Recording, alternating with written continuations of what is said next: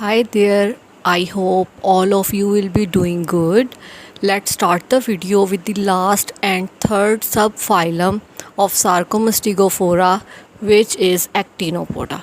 The members which are included in this subphylum are Foraminifrons, Heliozoans, and Radiolarians. First of all, let's discuss Foraminifrons. They are commonly called Foratus. जो amoeba सब phylum Sarcodina से belong करते थे वो fresh water में present थे, लेकिन जो अमीबा फोरामिनिफ्रॉन्स से बिलोंग करते हैं वो मेरीन वाटर में प्रेजेंट होते हैं और पानी में मूवमेंट के लिए इनके पास रेटिकुलोपोडिया प्रेजेंट होता है।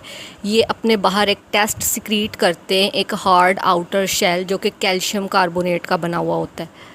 अब फोरामिनिफ्रॉन्स जो हैं वो ग्रो करते हैं by secreting new larger chambers, mean के ये टिश्यू की एक लेयर या सेल की एक लेयर जो है वो रिलीज़ करते हैं जो पुराने पार्ट्स के साथ ही अटैच रहती है और वो हम चैम्बर्स कह देते हैं उसको, और उन चैम्बर्स के ऊपर ही उसका टेस्ट ग्रो करता है इन अ सिमेट्रिकल पैटर्न। अब ये पैटर्न जो है वो टू टाइप का हो सकता है, एक स्ट्रेट चेन और एक स्पाइरल अरेंजमेंट, जिस तरह स्नेल का टेस्ट होता है।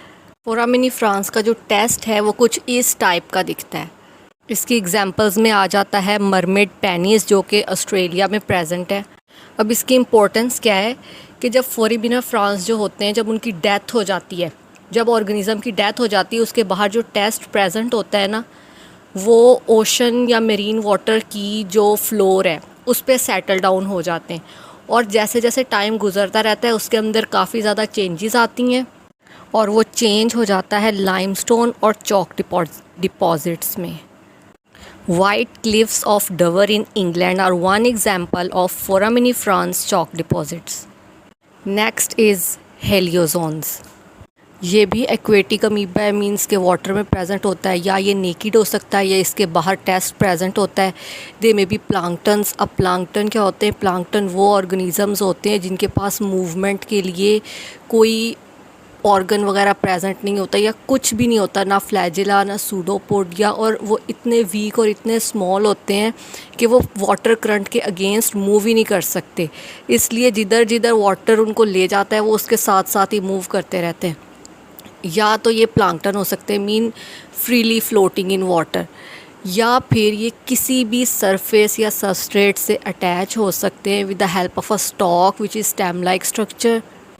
जो हेलियोजोन्स प्लांक्टन है उनके पास मूवमेंट के लिए कोई सूडोपोडिया या फ्लैजेला वगैरह नहीं होता, लेकिन वो हेलियोजोन्स जिनके बाहर टेस्ट प्रेजेंट होता है उसमें ओपनिंग्स होती हैं जहाँ से एक्सोपोडिया एक्सीड करते हैं।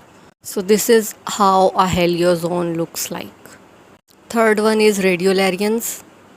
ये फ्रेश वाटर और मेरीन वाटर दोनों में प्रेजेंट हो सकता है और ये प्लांक्टन्स होते हैं, मीन फ्रीली फ्लोटिंग, और इनके बाहर जो टेस्ट प्रेजेंट होता है वो सिलिका का बना हुआ है। रेडियोलेरियंस की डेथ के बाद इनका शेल या इनका टेस्ट जो है वो भी ओशन फ्लोर पे या पानी की जो नीचे सरफेस है उसके ऊपर जाके सेटल डाउन हो जाता है। This is the structure of a radiolarian. The first protozoan phylum ends here. The second phylum of protozoa is Labyrinthomorpha. It is a small phylum. The members of this phylum are spindle shaped. They are non-amoeboid, means ये amoeba नहीं है, और vegetative cells हैं। Organism की body में reproductive cells के अलावा जितने भी सेल्स प्रेजेंट होते हैं वो वेजिटेटिव सेल्स होते हैं।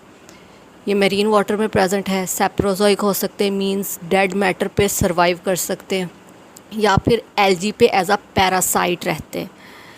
Few years ago labyrinthula killed most of the eel grass which is a marine flowering plant on the Atlantic coast.